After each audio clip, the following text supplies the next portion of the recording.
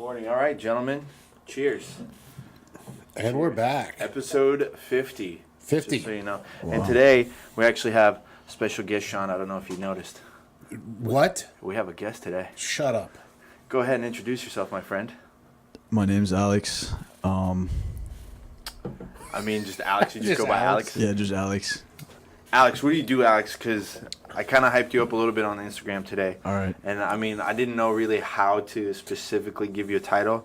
I just said shark diver. I was going to go with shark hunter, but you don't kill them. You actually just, like, play around with them, which is...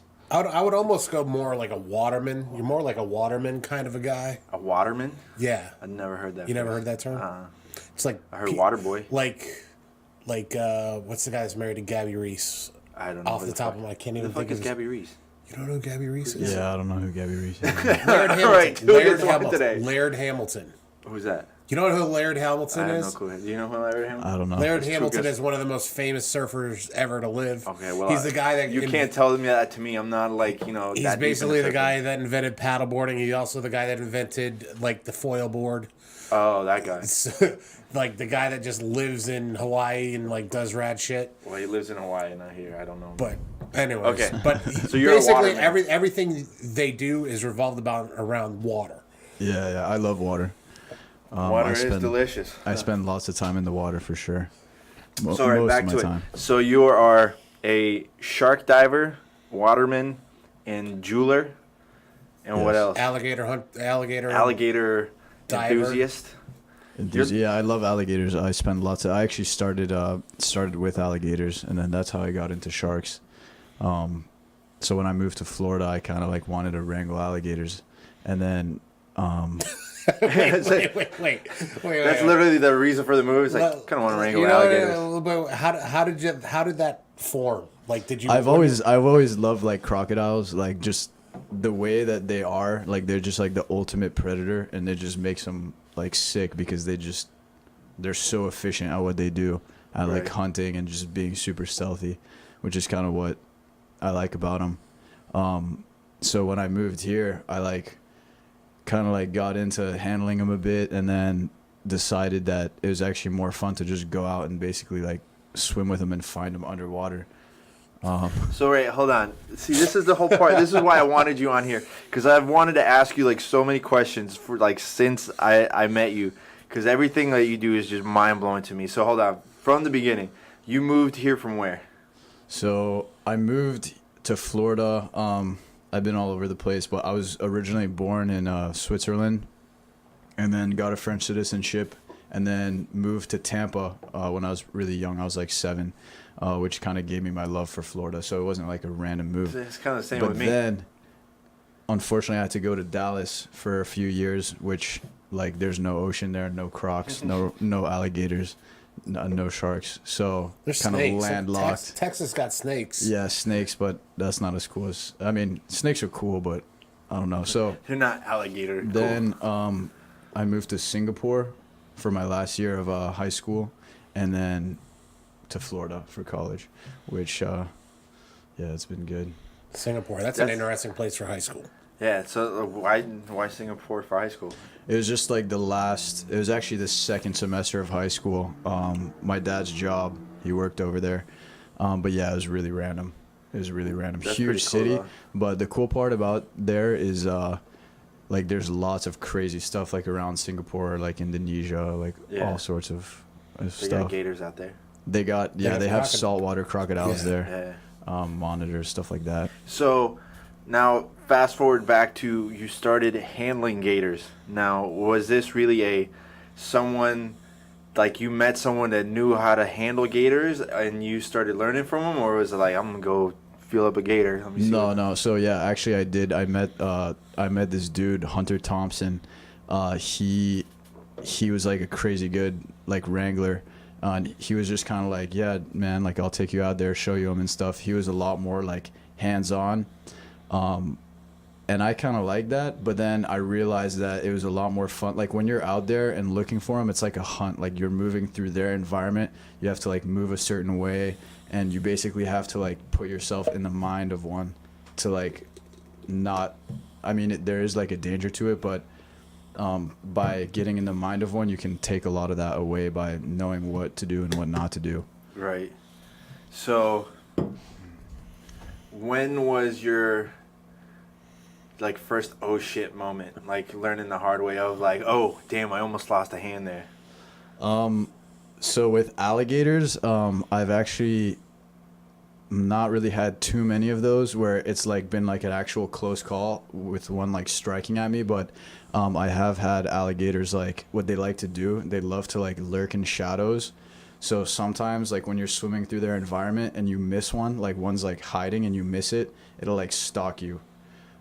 So that happened one time, and that was like, is it stalking you to eat you, or is it stalking you to fuck with you? it depends. Usually when they're stalking something like that, it's either like a big male that like has a female nearby, and they're just kind of seeing if you're passing through or if you're gonna stick around, and like they don't want you in their territory. Or it can be like a predatory like attack, or they just want to like challenge you because you're in their territory. Here, get the mic a little closer to you. There you go. You get.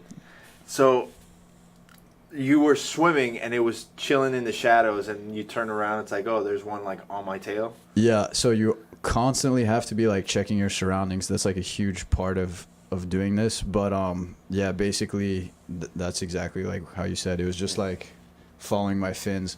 How far back? Yeah, he was pretty close behind my fins, probably like a foot or two, but there's like 3 feet of fins, and then like where I am. So right. he was seeing the fins, and that's kind of what he was following. But yeah, when you're moving through there, it's like very important to look as much like an alligator as possible. If you just have just your head sticking out, like to an alligator, that looks like a duck, and then they could just come in. Fuck. So that's like and a 4-foot alligator is like really powerful, like very, very powerful. Like what size is it that, I guess like you have like a little baby alligator, it's like a little footer, you can kind of play around with it. It's still going to do some damage to you if it bites you, but yeah. What's the size that it can get to before you're like, okay, this thing will definitely take off a finger?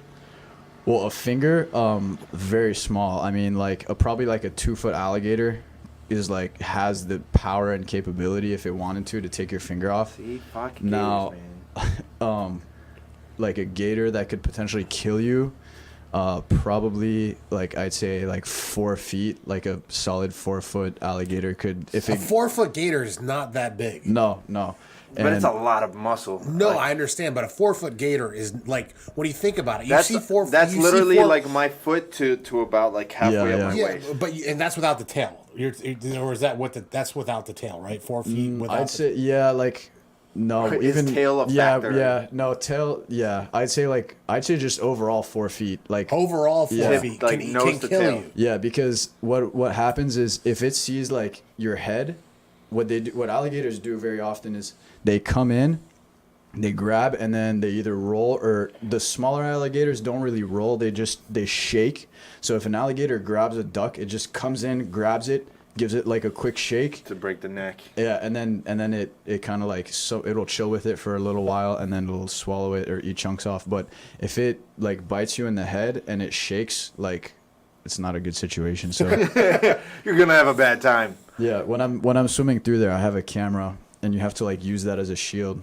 It's similar in like martial arts. You have to like never like have your guard down. Like you always have to. Like I'm always very compact, always like making sure, like when I'm swimming through that environment, that I'm in like a position. I try to think of what the gator's seeing, if it's seeing me past That it. makes sense, because I mean, if you're swimming and you're just like breaststroking out there, like your arms out, that's just a flail. Yeah. Like that's just an extra like. So wait, hold on, before we cut you off. So you're telling me I got about 3.5 feet worth of like gator that I could put Shawn up against before we actually have to worry about it? I mean, if you were just like messing with it like that, I'm saying like toe to toe. I'm throwing Shawn at a gator. Like we gotta have like. No, you gotta have probably a bigger gator. Like, Shawn's a pretty big guy. I mean, like if it was what I was talking about, like the whole head thing, that's like worst case scenario. That's just like the sheer power. It's kind of the same thing as like a snake. Like you hear about people with boa constrictors, they have like an 8-foot boa has the power to kill somebody just by suffocating them, but it doesn't necessarily mean that it like, it'll do it. Like that's the thing about humans, is they have like the power of their mind that they can use against like a And that's where martial arts comes in. Exactly. Yeah. So Because because we've had this discussion where martial arts helps you stay calm in a dangerous situation because you're constantly fighting for your life in martial arts, especially jiu-jitsu. Right. Jiu-jitsu, you're constant, like, if I don't let go of the choke, you're dead. Yeah. So people fight hard because you're technically fighting for your life. So when you go out there and you got a gate, you're staring down face to face with a gator, it's easier to relax if you got a little bit of martial arts training. Maybe, but I mean, I'm pretty sure if anybody's getting bit in the leg, they're not gonna be like, I'm gonna chill here for a second and assess the situation. No, you're gonna be like, fucking. No, well, you can react. Like I would say, like, yeah, it's equivalent to like if you start choking someone initially, like if you get like a white belt, you start choking them, they're gonna freak out. But anyone that's been doing it for a while, like you'll have at least a second. Okay, I see what's the situation. This is what I need to do next. Maybe. Yeah. I'm still not gonna say what's gonna fucking happen. If you But get bit by a gator. he's right though. I mean, like before I started, like I don't do jiu-jitsu. I just do like stand-up stuff and This is Jiu-Jitsu Radio, Alex. at the so just temple. lie. Just say you do jiu-jitsu. Okay. I got a belt there for you. You can just rock that. All right. So, anyways, he's right though. Like, martial arts training does in those situations, especially like with the sharks, and also the gators, somewhat. It does help actually. For Like, sure. No, I mean, all jokes aside, yeah, for sure it's gonna help you, but I'm still gonna say like, thinking, all right, I have like 4 feet of gator that I can deal with. Anything past 4 feet, that's out of my Yeah. it's out of my weight division. 4 feet if you're paralyzed. You probably can fight off maybe a 5 to 6 footer for a few minutes, enough to get away. Yeah. I and think see- you could triangle an alligator, but you definitely couldn't armbar an alligator. Dude, have you seen the video? Like, it might not have been alligators. I think it was crocs. There was a group of crocs, and one of them just latched onto the other one's leg and started rolling. Yeah, snapped it right off. Took the leg right off. The other gator was just like, whatever. Yeah. I don't have a leg. Yeah, they heal so quickly. I've seen alligators out there with crazy injuries. Like, I've seen some with just like tails just fully missing, like no tail, like just a little stub like that big. But back to what he was saying about like the 4-foot alligator, it's all about what you know, and that's kind of like the same with martial arts. It's like if an alligator was coming straight at me, a lot of times like if you don't know, you'd freak out, but there's like certain things you can do. So in that situation, what you do is you basically like hold them underneath the chin like that, and that's a spot they can't really. They're just very confused because they can't Like, see the it. fuck? And you just like grab them and you just kind of like hold them like that and levitate them, Right. and they just freeze. They literally just like put their feet out. No matter like I've done this with like 4-foot gators. I've done it with like 12-foot gators. They react the same. Hold on. No, wait, You just gave like a turkey neck grab to a 12-foot gator. Is what you're telling me? Fuck that. I'm good. Well, here's my question. Where, like, are you going out in, like, Palm Beach Canal and doing this? Are you going out? Oh, no. Wait, we'll get there. Because he started telling me a fucking story before he got here. I was like, no. We'll get into that. Because he's got a fucking crazy story. Well, yeah, this is just the gator portion of the conversation. Yeah. We'll get to the sharks. We're going to get into the sharks. We'll get to the sharks later. No, yeah, we'll get into that part later. Because I'm telling you, he was telling me a story before. I was like, dude, no. We got to talk about that when Shawn gets here. Okay. So, wait. All right. The goozle. In wrestling, we call that the goozle. The goozle? You give him the goozle. It's a thing. It's a thing. When you grab somebody by the throat, it's called giving them the goozle. So you're grabbing, the jawline's here. Yeah, the jawline's and here. you're just grabbing that little flap in between. Yeah, so you grab the skin. It's actually like really soft skin, like on an alligator. Like the whole alligator is very, very tough, but right like under here, right, it's like it's so can soft. expand and they can get for everybody that's Mm-hmm. not watching the podcast and just listening, is basically grabbing the skin flap that's under your jaw. So for people that have that turkey neck, like that would that's the new handle for you. Well, you gotta start grabbing you from there. Have you seen the video of that dude? It was making the rounds a couple years ago. He jumps in the water and like I don't know, 8-10 foot gators get in the water, and like he plays with them. Like Yeah. He puts their yeah. He puts their head It's like on in their India head somewhere. Well, no, it's here. It's either in. It's got to be either New Orleans or Yeah, I Florida. think I saw that video. It was in Louisiana, I think. I'm not sure, but I think it was. And like the guy jumps in the water, like he's swimming. He's not touching the ground. But Yeah. what every like there was 2 of them, and he gave him the goozle. They would come by him, and he would. Yeah, lifting them them up. is like a very good way to just kind of like. The other thing is though is that gators are actually really smart. They're a lot smarter than like people think. They do assess situations like when they. For a gator, I don't see it's different because it might see me in a different way. But when I'm sitting like right in front of an alligator, the gator's looking back and it's seeing something that it's not really seen before. You know, it's seeing like a shiny mask. Like I got a big camera there. It looks like a huge eyeball looking at it. So they also kind of like figure that out. And some people like who like feed them and stuff, they can do that because the alligator, you know, trusts that person. Yeah, I think that's what I think he was feeding them. Yeah, I'm sure. So I think they got the. I mean, they were like pets. They were like Well, they were almost like nuzzling them. Yeah. It was weird. Do you remember the lady? This was like 4 or 5 years ago. There was a lady. It was right down here, somewhere. I want to say Del Rey, like Pompano area. Yeah. She would go out every day and feed a gator. And then one day she was just walking by the canal and it snagged up her dog. And then she's like decides to go into the water to try and like snag the gator, and the gator snags her arm. And one of the neighbors just found her like delirious, like floating. Obviously she's losing blood and she's just mumbling. Yeah. Oh, it took her arm. Yeah, it took her arm. Like, no man, I'm not fucking with that. I'd do some dope gator wrestling for sure if like he's sitting there showing me, all right, do this. Like if I gotta go catch one like on the property or something, but I'm not swimming in the Everglades and like goozling the Give gator. him the goozle. It's weird. It's like with gators, it's like they're almost docile enough. Like comparing gators to sharks. Like given the choice, I'd rather face a gator than a shark. Ask the expert. I'm not. No. We'll get to that. No. Because he's laughing right now. No. He's smirking. And he No. Because of like look, they're mostly just chilling. They're like when you go and see them, they're like chilling on the surface. Well, remember I told you like I went camping with I think you know Mike and Andrew. Like we had like a whole group of people and we went up to Gainesville to go camping to Rainbow Springs, Rainbow River up there. Yeah.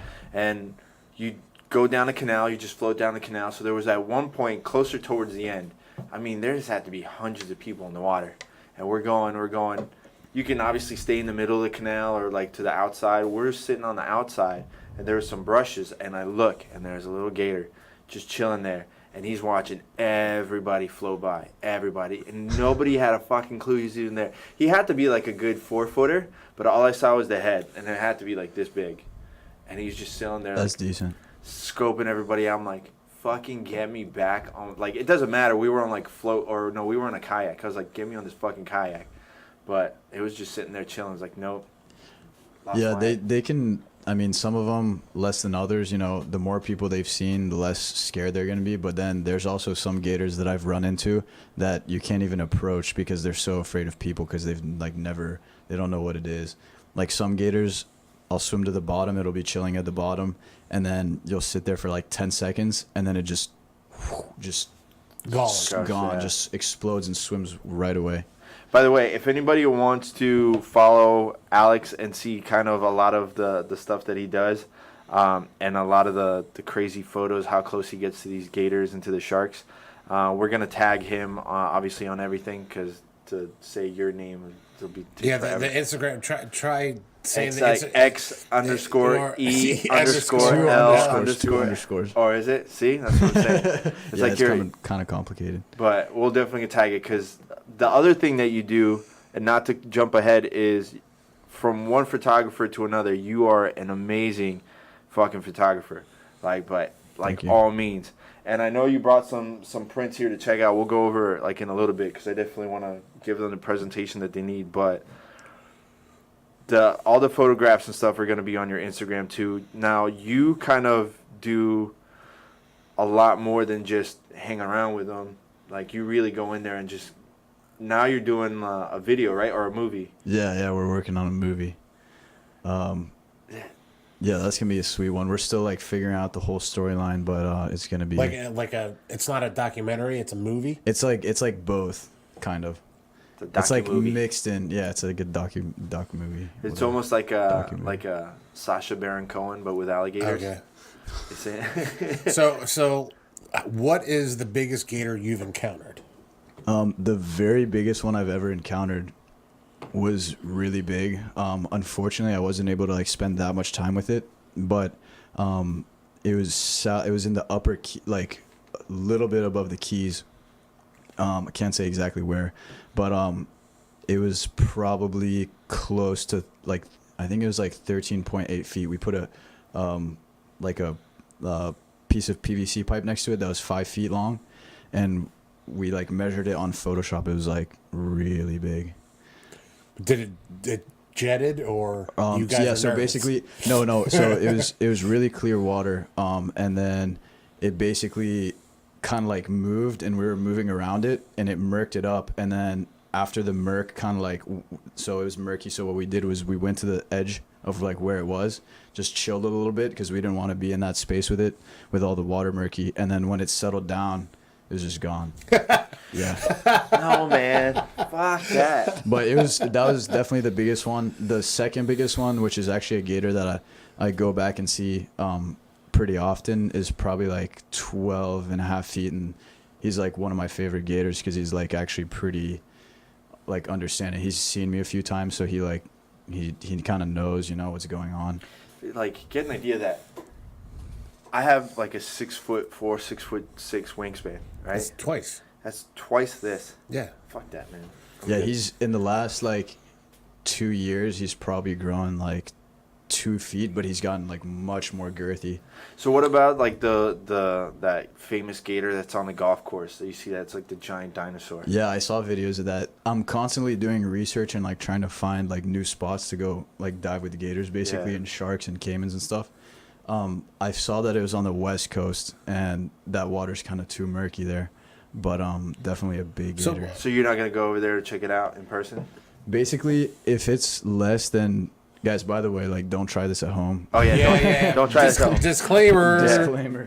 Don't try this at home.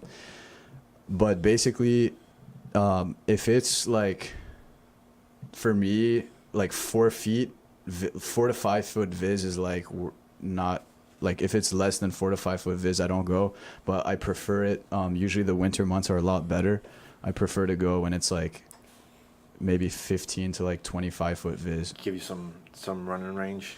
Yeah. Case. Also, the other thing is, a lot of times I'll go out there during this time of year where the water there is like very cold. So what that does is, the gators are like not active. They're not breeding. They're not feeding a whole lot. They're not like competing for territory because the water's really high.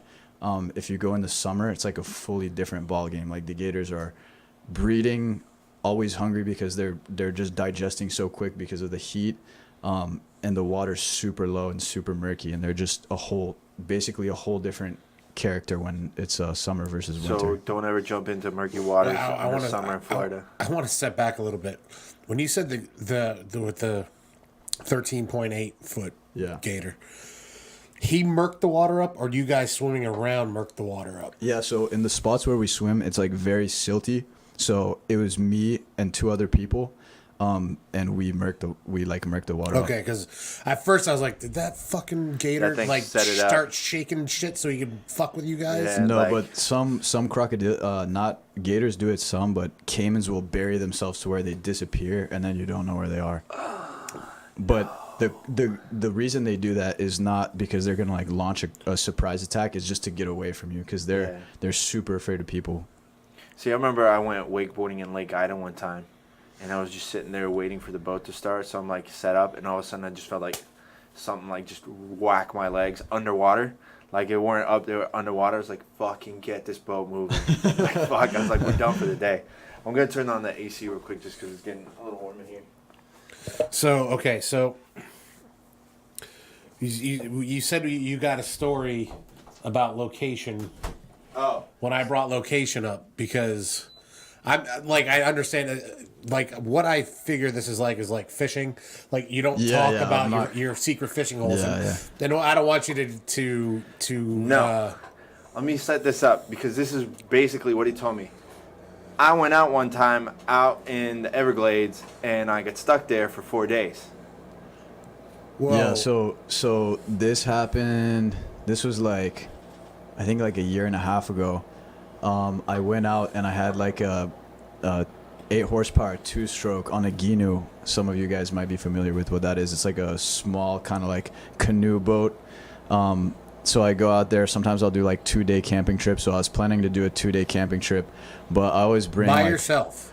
Yeah, just for like photography. Yeah, by myself. Safety first. But well, it's like a spot that I know. I've like slowly, I've gone like that spot. Like I've gone into it, and then I go a little further. Then I just like familiarize like myself with the whole area. So I knew where I was, but I was probably about 14 miles in, and then my motor just like quit. And basically what had happened was it like the motor had seized up. The previous owner of the motor hadn't put enough oil, and it just like the whole motor just seized, like it was not going anywhere. The good part is my boat was like lights and I had paddles, so I was like, well, I'm just gonna like paddle out of here. It's like a skiff. Yeah, it's like a small skiff, and you can stand at the front and paddle. But I had it loaded with water, like cooler. I had plenty of food. I had sardines actually. It's kind of like a John boat almost, but sort of. It's like more like a canoe with like a flat back, and you can put a motor on it. okay. So I was out there. It was actually not bad. It was just a 2-day camping trip turned into 4-day camping trip, and then I just had to paddle a lot through the lily pads. I just like picture that like episode of Archer when they're like stuck in the swamp. I never saw it. Oh, you gotta watch it. He's like deathly afraid of. So did you camp gators. each night? Did you Yeah, find so- a place? Oh, this is even better. Go ahead, finish that question. Finish that question. No, that was the question. Did you camp each night, or did you? That was that 4 days of paddling. Yeah. So basically, yeah, I did. I camped each night. Basically, the 2 downsides to this spot is there's basically no land. There's like fake land, so there's some spots where it's like floating vegetation, and you can kind of. That's where I would like park the boat up on, and there's like a ton of mosquitoes. And so that's like one thing that I wasn't really prepared for is the mosquitoes. I mean, I was sort of prepared. Like I had Like a can of off, and then that'll be fine. I had some mosquito spray. I have this like, it's like a tent hammock, which you can set up either like on the boat, which is usually what I do, or like in a tree. So I just basically use that as like a mosquito net. But they could like, some of them will get through the holes, and then once they're in there, they're just like in there and they bite you the whole night. But yeah, I just slept on the boat because there's not really any land there. But it wasn't too bad. It was 4 just fucking like nights, bro, on the boat with mosquitoes. Not to mention the water moccasins that could be sitting there trying to get into the boat. The gators. They don't want to get into the boat. no, they don't want to get in. But yeah, it's honestly like the hardest things is the mosquitoes, and then the Everglades at night is super loud sometimes. All the animals. Yeah. Oh. But sometimes it's not so bad, and then some nights it's like really, really loud. Especially the frogs are like very, very loud. Super But fucking you get annoying. used to it. But yeah, it was just like kind of weird having to be out there like 2 days more, and I was like, thankfully like I know where I am. But So, if you were just fully no lost cell out phone? there, I had it, but it had died like way You back. can't be like searching Pornhub while hunting gators, bro. It doesn't work that way. It's Yeah, one or the yeah. other. There's not like that great reception out there, but it was yeah, I mean, honestly, I wasn't like too worried about it. I was like, it is what it is. It's like now a 4-day camping trip. I kind of knew that it was gonna take. I was really sore after though from paddling. 4-day paddle. So wait, so when you got back, was anyone like, "Hey, buddy, where were you? We called you." I had told my neighbors that I was like leaving, and they were like not worried. Yeah, it wasn't that bad. It was just 4 days. Right, but that's what I'm saying. If I had been gone for like 2 weeks, I'm planning then- on going for like 2 days, and then end up being 4. Yeah. I mean, someone's got to be wondering where the fuck you're at. Yeah, it was kind of nice. It was like not really like, it was just kind of like a vacation. Was that your vision quest? Yeah, it was like a vacation, staycation kind of Fuck thing. that. Look, man, I'm all about camping and stuff, but I'm not doing 4 days in a boat. So I have a couple more questions about our Everglades. How many more boas and pythons are you seeing out there? So the area where I got stuck in is not really the same area where like all the pythons are. I actually don't do much python hunting. I know people who do, and like it has increased, and it's kind of gotten to the point where like I know people who run charters for like python hunting. If you guys are interested in that, it's Python Hunters Official, I think. And anyways, right here, no need to hunt. no, it's good fun, but yeah. So there's definitely pythons out there. I think I've only seen like 1 or 2 pythons, and they were really small. But another invasive species that a lot of people forget about is the caiman, which I spent a lot of time looking for those. And they're basically kind of like a mix between a crocodile and an alligator. And those have like the population has like exploded. Like it's pretty exponential. The only thing is they're so much more elusive than alligators. Like they really don't mess with people. If they see somebody from 100 yards away, they just duck down. So are you when you say you hunt them, do you actually hunt them? So when I say hunt them, I'm swimming to find them, to take pictures of them. I don't like you don't kill want to them. you don't No, even no. though they're an invasive species, you're like, No, hey, no. live and let live. Yeah, they're kind of the way I look at it is they're, as far as what they hunt, is basically the same as the alligator. Now, a lot of people out there might argue that they compete. They're kind of in the same area that there's American crocs too. A lot of people don't know that Florida has crocodiles as well, which the crocodiles are there's not a lot of them around, so they compete with the crocs, which is why like researchers and people who go out and hunt them kill them. But for the most part, they're a lot like an alligator. Like most people wouldn't be able to tell the difference. They're a lot smaller and they're a lot more muscular and compact. If you look at fighters, it'd be like an adult caiman is like Manny Pacquiao, and then an adult gator is like a heavyweight of like, you know, Rumble. Yeah, exactly. Yeah. So when you go for the caiman though, you just go to record it, but you never actually record their location and like tell people where they're at. No, I don't tell people where they're at. I mean, I know where they're at, but I'm not gonna like But tell you're people. not going out to like snitch on the gator so that someone else can come and hunt them down. That's, yeah, I mean, Have you gone through the Palm Beach Canal in there? I don't really swim that area. I mostly where I swim is like more south. The thing with caimans is they can't deal with cold at all. So they're very, very south, like very, very south. And it's kind of crazy because the way they got out there is people released them in the 60s. They'd buy them in Palm Beach and stuff, release them, and their honing instincts, both, you know, alligators, crocodiles, or caimans, they know exactly where to go for the temperature to be good. So they just use the Florida canals, which we have a lot of, just to get down south. Like they would just migrate down there. it's funny if you go on the hell's that, like Palm Beach Lakes, and you start going out west towards like Belle Glade, you go in the morning, you'll see them all sunning. Well, Just sitting you know on the side of the canal. It makes me wonder because, like the intercoastal used to be lakes. Those were lakes, and then Right. they they dug through to the ocean to make the inlets. Yeah.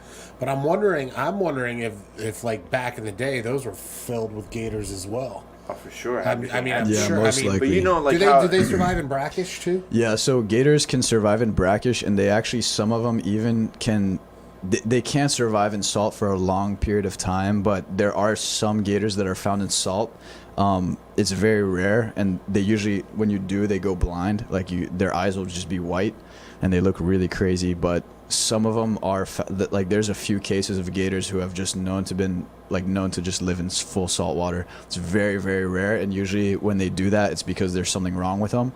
So they're crazy as is. Yeah, So not exactly. only are they crazy, they end up looking crazy because Yeah, but they can't filter salt like crocodiles, and caimans can't live in salt either, but they can live in brackish, and alligators can also live in brackish as long as it's not like too salty. So like the inlets. the internets.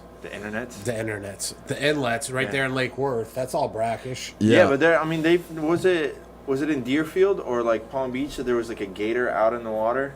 like out in the ocean? It was like a couple of months ago. I don't know. Like 99% sure it was like on the news and everything. I've actually seen.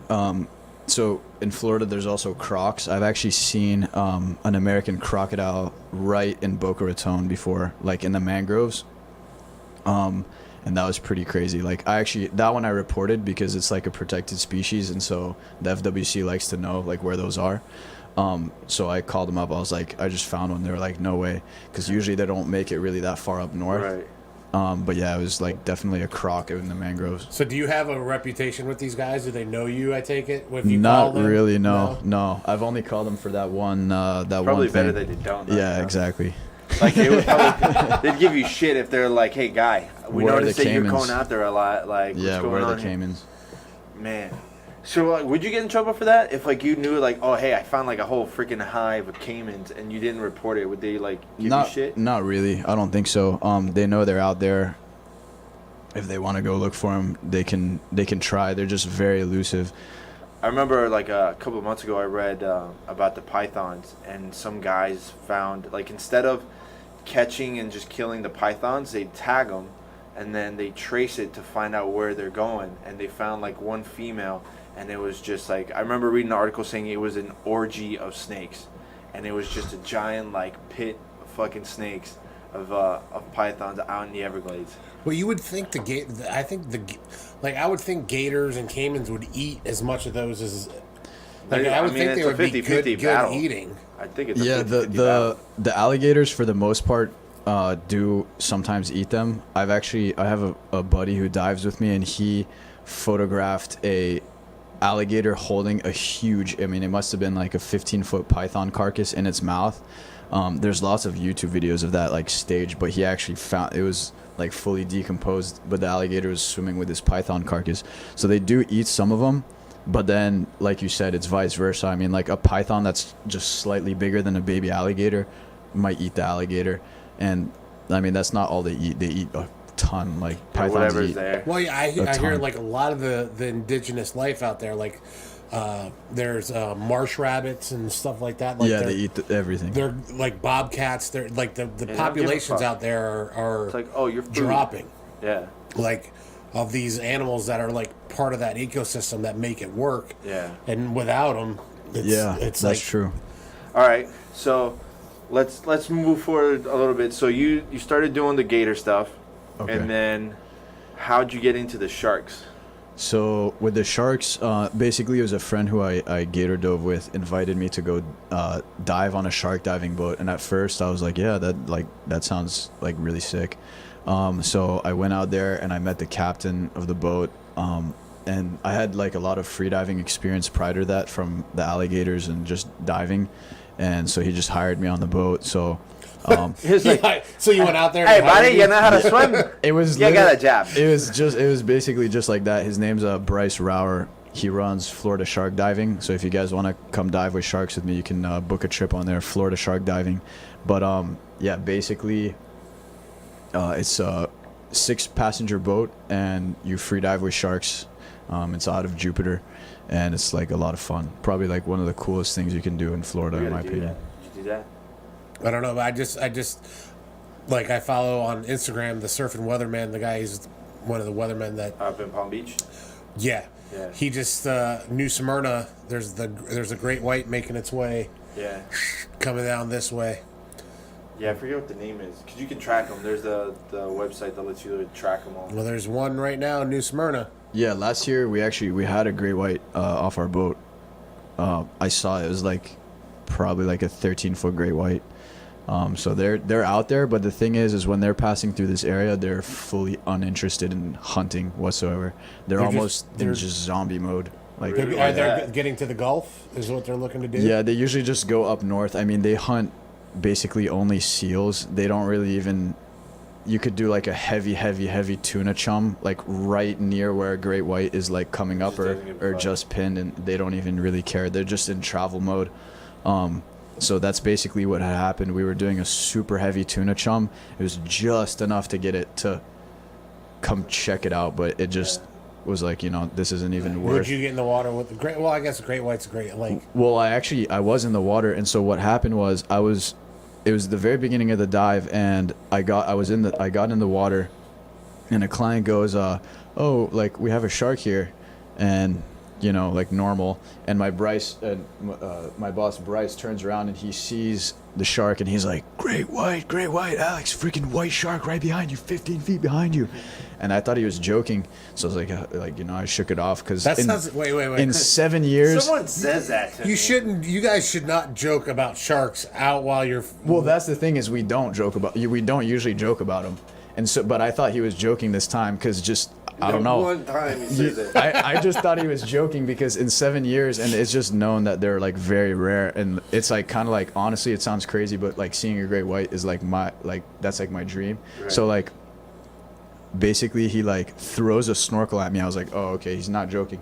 And right as I turned around, he was like basically like maybe 10 feet under the surface, and he was just kind of like diving back down. So what he had done is, we had the crate with the tuna floating at the surface, and he came in and just checked it out, and then just basically dipped back down. Yeah, that's all. So he did. you caught him, just watched, but you still got to see him. And Yeah, I saw him for like probably like 40 seconds. You probably like shit your pants. No. It was really definitely weird. It was Is it one weird. of those? Because that's the like when I'm you sure, think about yeah, it, I'm that's sure you feel Jaws. like That's it's Jaws. a different energy in that It water. was a really, it was definitely a really different energy. I mean, it was like, you're used to seeing bull sharks, and But you're not used to seeing a shark that could swallow you in one exactly, and like even tiger sharks is like, the presence of a tiger shark is like super impressive. I mean, like, you just got to be super respectful of that animal, and they easily could take a human as a prey item. It's just like the way that you move around them is everything. If you're flapping there looking like a turtle that's like stranded,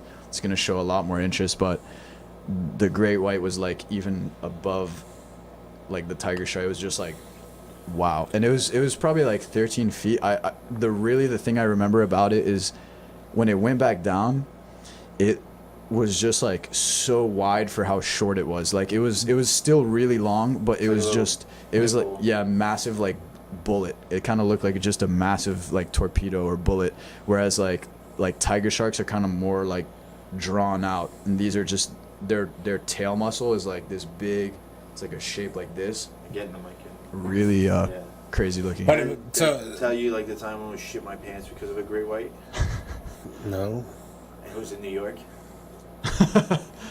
I went to I told you this before. I have a photo of this. I went to the Metropolitan Museum like the first time ever, and I remember I walked into this room and I was looking at something on the wall, and I took a step back because I wanted to sneak a photo, and I bumped into something. I was like, oh shit, I just bumped into something. So I turned around, and as I turned around, I just saw a giant fucking shark mouth in my face. I was like, fuck! I was like, oh. That's funny. Around. They have it floating in water. So it's That's a sick. giant like square or rectangle, whatever, and it's like a taxidermy. Is the whole shark in there? The entire fucking thing. I'll show you the photo. Oh, I think I know the artist who made that. Well, I don't know him personally, but I have seen that like piece of art, and I think it's cool. Like to turn around and see it in your face, like you're not expecting it. Almost shit my fucking pants. Yeah. Not that I'm like trying to one up the story by any means, but it's just like I almost shit my pants from one that's stuffed, chilling in water in a tank that can't get me. So to see it like. How far were you away from it? I was probably like 15 feet. And then that's a tail burst. The thing that was like weird is seeing it go down, because then I kind of like, they attack from underneath. Like that's just how they go. They're fast, but their main thing is surprise, and they hunt seals, which seals are mammals. So when he went down, I was actually like, in my mind, I was like really just watching like underneath. Just that was like definitely in the back of my mind. Like I didn't, And he could swallow you whole, more or less. Yeah, 13 feet. Yeah, definitely. 13-footer can at least bite you in half. Like yeah, it would be the a top very half bad situation. of you in his mouth. Well, he was telling. You would be He gone. had the story the other day. He was saying that like the one that bit the crate and just like sliced it. Yeah, so that was a tiger shark. We were in the Bahamas doing a film shoot with this model, and they were like shooting with tiger sharks and stuff. And this tiger came up, and we used these like plastic milk crates. And I mean, it's known that tigers can break them, but he just grabbed it and just went like 3 times, just shook it, and then all the plastic just shredded. And if you think about a milk crate, that's like, I mean, you couldn't crush a milk crate like with your hands. Really, you couldn't even be close you to can't fitting. even, you can't rip them. You can't, there's not a lot you can do with them. Like exactly. And it just went like, and then boom, just like swallowed everything in it, and then just ate the whole milk crate, just like all the plastic, everything. And the crazy thing about a shark's stomach is it'll just digest that no problem. Like it just. They're the what are they the garbage men of the sea, or the the trash compactors, trash cans of the sea. There's something like that. Because, but here, so what makes I'm good for now. what makes a tiger shark is the way their teeth are. Yeah, exactly. They're serrated, or not serrated. They're curved. Yeah, they're back. curved and serrated. Curved and serrated back. Yeah, exactly. That's not good enough. Yeah. Given the choice, since we're here, which would you rather not get bitten by? A gator or a shark? Or, well, not just the shark, because there's different sharks. Like, there's a part of me, and I've said this to a lot of people. There's part of me that wants to get bit by a shark, but not like a hard tell bite. that story? What I want, Tell that story. I want him to, like, I want to get a couple stitches. I don't want to get a chunk taken out of my. Yeah, I don't want to get a chunk taken out, but I want to get a couple. I want to get a couple. Like, I want you to be able to see. Well, would a nurse shark do? Because at least you could survive. No. You gotta like get up inside a nurse shark's No, mouth. yeah, nurse sharks are actually kind of nasty because they're made for crushing. So if you got bit by one, it would like probably break your hands or your fingers. But I'm honestly, thinking like more like a little like. Yeah, the thing is with shark. I mean, it's just the best situation is not to get bit, because usually in the situation, Well, I know that. in the situation of shark bites, the thing that usually messes you up, unless it's a really big shark, is the shake. No, that and also the infection. So, for example, silky sharks have very small teeth, but one time I was hand feeding a silky shark that was like a foot long. Right. So, like. Basically, I had like a big tuna like this big in my hands, and I was like, this is so like adorable. Just a shark this long is about to come eat this massive tuna, and I just thought he would come up, bite it, and like rip a chunk off and then leave. And he came in, and he literally just grabbed it, and his shake was so powerful, even at this size, that it just ripped it out of my hands. And then this thing darted off at like an insane speed with a tuna carcass that was like 2 times its size, and it was like this big. So By the way, he's saying like a foot. yeah, he was like a foot to a foot and a half. It was And the tuna carcass was bigger than that. way big. It was a lot heavier than the shark Still for wanna sure. Get bit by a shark? I do. Look. I don't want him to shake. I just want him to go. Do you realize how big of an asshole you sound? I don't right care. now? But think about this: if you got bit by a shark, You're not gonna get laid by saying you got bit I don't want to get laid. But dude, He it's doesn't like want to get laid. it's one of those things. Like, I got a story for you. Like one of the day at work. You ever been bitten by a shark? One of the best scenes ever is that scene in Jaws when they're comparing scars. It's one of my favorite scenes of any movie ever. Yeah. I mean, I know 2 people who have been bitten by sharks. One was a surfer, and then the other one was actually a shark diver. Was the surfer Chad? No, it's Kurt Hoffman. I don't know if you know him. He's a kiter. He was out there, and basically it was like I think it was one of the smaller like black tips, but he was like kiting, and he like slowed himself down, like dug his hand into a wave, and then just boom, it just hit him, and it was just like it caught him while he was cutting. Yeah. It just boom got him, and then. But it didn't take a chunk. The teeth went in, and the thing with sharks is they really know like what they're tasting, and they. See, that's kind of the scenario I want. I want them just to take. I don't want that. They like a lot of just. Like they really love just a lot of fat. Like they love fat. Fucked, homie. And no, fat and blood. So. It's like fish fat and fish blood, so they know the difference. Like, I know another situation of someone who got bit, and it was like, as soon as the shark went in, it just let go immediately. Whereas like if that same thing, instead of being like a limb, had been like a tuna, it would have been a fully different story. So it's like that's how it tastes the blood in the water. you're done. Yeah, my forearms aren't that fatty. I'd be fine. They'd be like, oh, they taste it in a All row. right, so let's go to the original question then. Would you rather get bit by a shark or get bit by a gator? How big? Same size shark, same size gator. So let's say a 2-footer. 2-footer. Oh, a 2-footer. I would definitely say, well, yes, but that's like super for a 2-footer, like on the arm. I'd definitely take a gator bite, but then if it was bigger, depending on like the shark, like blue sharks have very small teeth, so I don't know. See, that's the problem. Is All there's right, so many different kinds of there's sharks. so many different. Let me go with 2-foot caiman versus a 2-foot, say hammerhead. I've been bit by a 2-foot caiman, so I'll take the 2-foot caiman. There you go. What about you?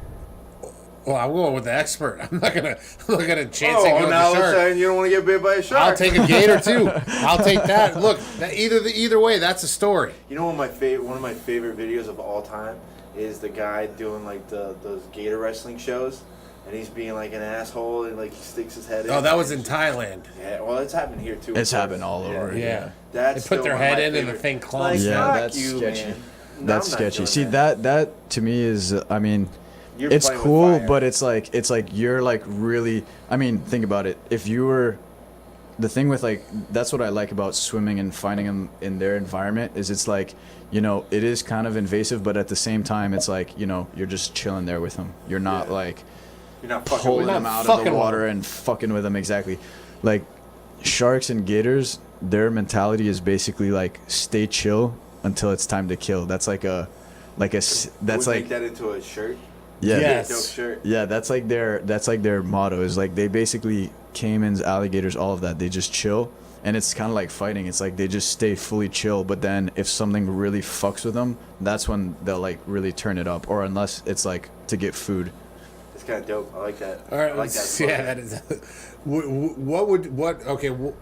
By the As way, it- hold as on, it- hold on. wait. Before you start off, if he fucking uses that analogy in one of the classes, I'm gonna fucking. He can smack the use taste out it. of your You guys mouth can for use it. sure, He can because I use it. know he's like dying to use it already. See his face. He's like, all right, guys, remember this position. We gotta chill till it's time to kill. Hey, again, life imitates martial arts. It's true. It's definitely true. So back to what I was back in the beginning of the podcast. I was talking about this. What is the survival rate? Would you for a normal human that doesn't know shit about gators and sharks? Like you have a better chance of Why living. do you have a better chance of living being with sharks or better chance of living being with gators? Definitely sharks. Because the thing with gators is, if you got bit by a gator, chances are you're probably gonna freak out, and that's like the worst thing to do, because with gators, anything that shakes, struggles, what they're gonna do is just shake and struggle back, and they're just so powerful that it's like very bad. And so that if you guys are out there and you ever for some crazy reason get bit by a gator, you literally just have to fully relax. And with a shark, Good luck with that shit. no, but it could really, like, you just fully, just if you act like you're basically already? dead, yeah, they're just gonna think that they killed you. So if you act like you're dead, they're just gonna like, oh, you know, like a lot of gators will just drop their prey and sit there. Like I know I've seen gators kill things and then just let it go and just let it sit there for a while. What do you mean? Just let it float in the water? Yeah, and, just like, let it float and they just chill by it. Now, I wonder what is that? Is that like they're like? Is that like I wonder if that's a pride thing, or I wonder if that's like a, you know what? I killed it. It's sitting there. I'll get it when I'm hungry. Exactly. Yeah, that's basically what it is. It's like I killed it. I'll get it like whenever I feel hungry. You always hear the story about them like bringing it down and like putting it under a log. Yeah, or they putting actually they do that too. And I used to not really believe that until one day I was swimming out. This was during the summer, and I found another gator dead, and it was like stuffed under like a rock ledge. Shut up. And at first when I saw the gator, I was like, you know, I just thought it was a live gator. But then I looked and it was like kind of turned in a weird way that I hadn't seen, and I was like, oh shit, this gator's dead. And then I looked to the side of it, and right there was like a way bigger gator, and he was just guarding it. And the thing with gators is they're so tough that, I mean, he could have probably gotten in there, but he was just waiting for it to get like mushy enough to where he could just tear at it. And that was a gator, and so that that bigger gator had actually killed that smaller gator, not for prey, but most likely for just territory. But then he was still gonna he's like, eat "Oh, it. I killed you. I might as well eat you." Exactly. So, you're gonna go with gator? What? Would I rather get bit? Yeah. No, I still want to get bit by a shark because the likelihood that I'm going to be bit by you a are gator. fucking insane, bud. Here's the thing. It comes down to a simple thing. All right, hold on. Where would you get bit? I'd want to get bit on the forearm. You fucking egomaniac. I want to be able to go. See that right there? First of all, you need to start drinking to have a drinking story, okay? Like, you can't just, like, show up sober and be like, hey, guys, got bit by a shark. You know, a drunk person is going to believe you, all right? Like, let's just be so fucking honest, all right? Second of all, then you're going to fuck up your tattoo. No, I'll get it on this one before I get my tattoo. So you can go round it. Right? No. We can set it up. I mean, I know how. Yeah, see, we can get you set up. Yeah, well, look. No, but here's the thing. I don't want a chunk gone. I don't want a chunk of my arm gone. Okay, but then remember, yeah, that's not guaranteed. Yeah. I mean, I'll talk to the sharks, but they're not that good at surgery. And then don't forget that he said about the infection. Yeah, but you know, a little Bactine. If he gets into the vein, man, it's going straight into that artery. Yeah, that's really the main thing. Is a lot of sharks, like lemon sharks and just basically all sharks, they have like nasty infectious, like their bites get infected really bad usually. Gators have better. Yeah, well, neither. Yeah, they don't have great. There's a local guy. I want to say his name is Chad. I could be wrong. I can't remember. I haven't seen him in years. But he got bit up in like Melbourne area, and he got bit on the Achilles heel. Damn. And, yeah, that's not a good place. He had to wear a boot for a year while the wound closed up. They couldn't. The wound. The wound or the wound? Wound. Yeah. Didn't like. It was so big they had to keep packing it and unpacking it. And it took like a year or two for this thing to close up. I believe it. I mean, the tendons and everything has to grow back. Yeah, grew back. There was times where you would see him and he wasn't wearing the boot anymore. Yeah. But the wound, you could see his fucking Achilles tendon. That's crazy. No, but he was pissed because he couldn't surf. He couldn't really he couldn't get it wet or anything. Yeah. So like that would suck. Imagine you got bit. You couldn't go in the water for like a year. Yeah, I mean, what about? I've thought about that a lot. I mean, if I got, it's just like, it's kind of part of it. Like I love the sharks so much. Like if I did get bit, I know people who have gotten bit and they're still diving. I mean, knock on wood, but it's just like part of it. If you had to give up, either shark or the gators. Oh. That's a really tough one.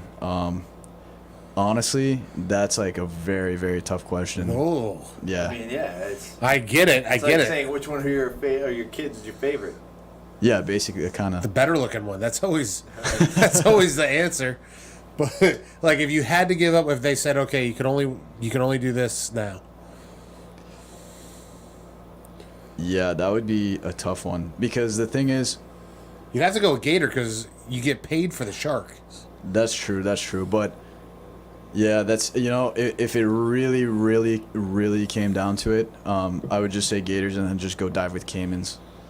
Gotcha. Yeah, boom. Should have gone with the species. So then you, when did you start throwing photography into the mix?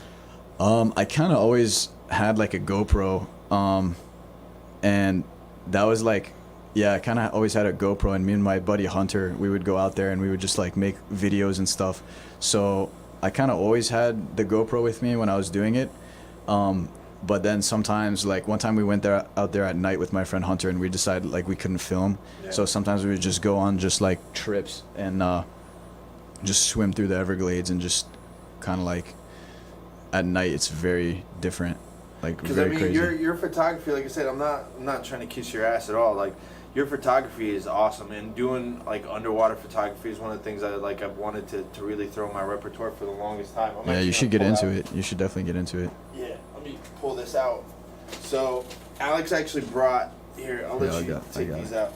Alex brought some of his prints to check it out. We might throw a couple up on the walls here for you guys to check them out, so you can buy them. These are available to buy. So like I said, tag them on there so you can check out these prints. So he was gonna show me before, Yeah, I'll just but I told him. Oh, like, nice! So you get surprised too. I was like, we'll no, just like, show hold out. the two This photo photos. I remember. I've seen these before. Yeah, so these are two of my favorite photos probably. So these, this comes out. So just hold the glass in it. There we go. Oh, that's so sick. But yeah, I'm gonna basically, put it up on the video. yeah, this is an adult caiman. That's see, I would not know that. I would not. Know. So basically the easiest way to tell is their teeth.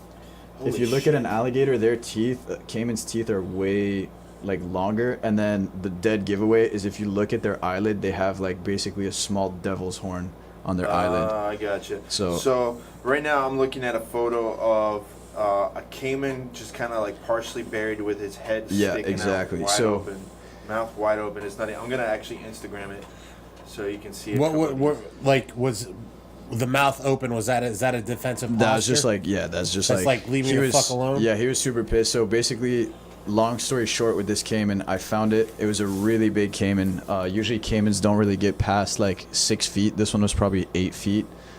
And what had happened is I found him, and he swam away and fully buried himself under the silt to where you could not see him. And they can hold their breath for 8 hours. What? And yeah, so I didn't know that at the time. And so I really wanted to get photos of this thing because it was just the first glance I got at it was sick, but it immediately swam away and buried itself. So I started, I grabbed a stick and I started poking around in the silt. And then at first I was really sketched out because I didn't know how it was going to react to getting hit with the stick under the silt. I didn't know. Right. I didn't know exactly where it was, so I didn't know if it was just going to pop up and go crazy. And so basically I kept poking. And then eventually it literally did this. It just popped its head out. At first there was a very small piece of its nose that I could see popping out of it's a very light silty sand material. It's more of a mud actually. Right.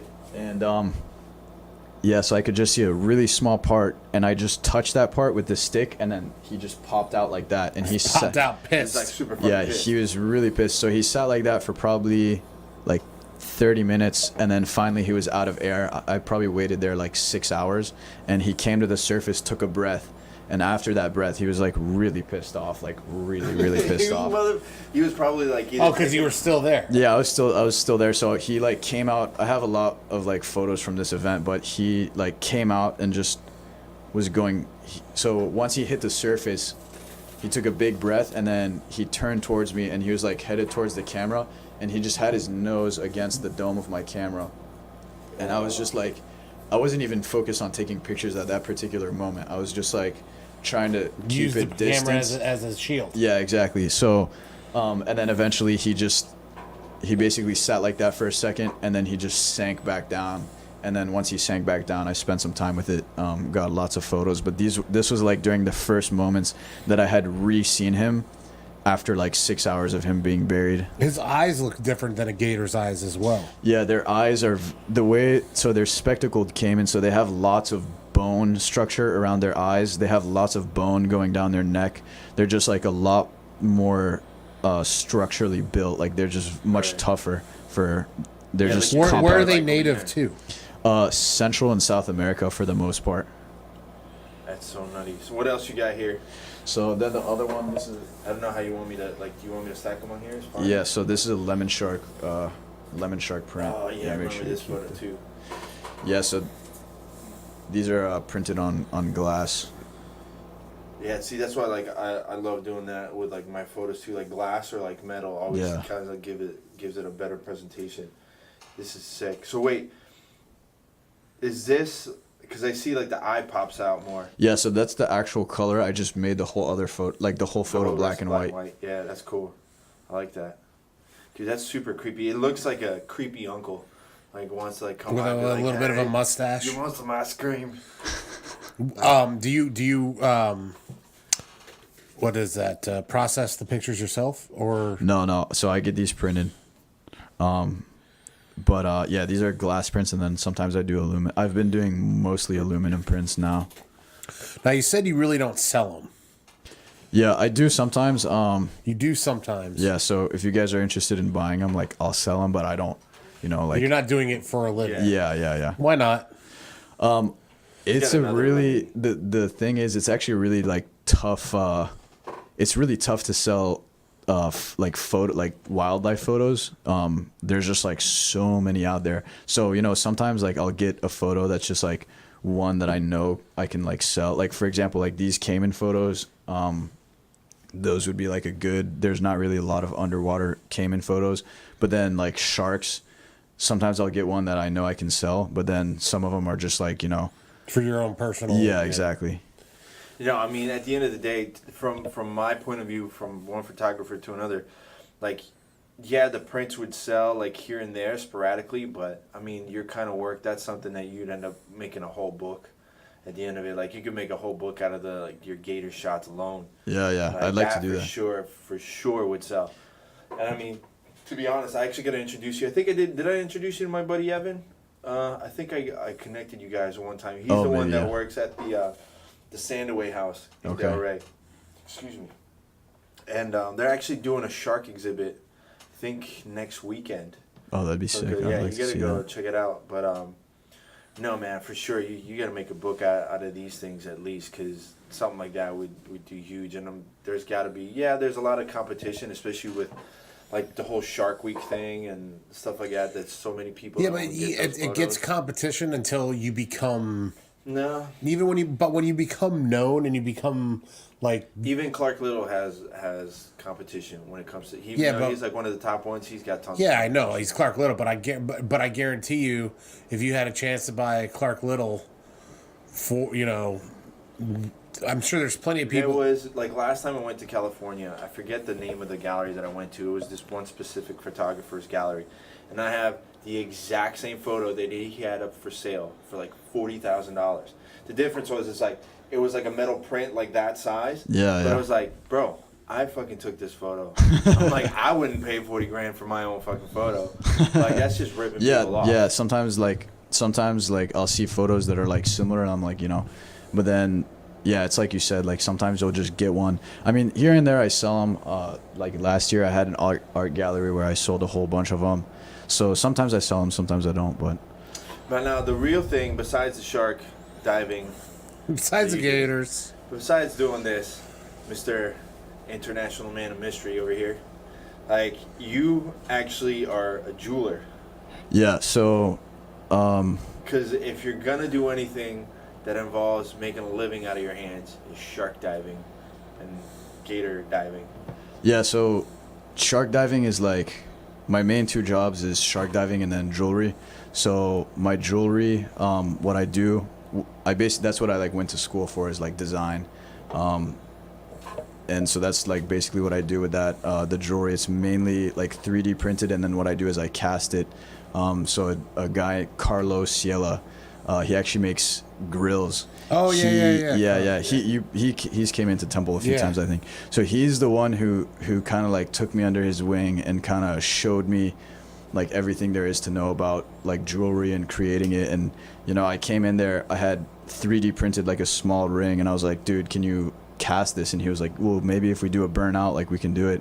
So he helped me through that, and we made that. And then once I had made my first ring, I was like hooked on that. So he taught me like all the techniques and stuff, and he'd let me use his workbench.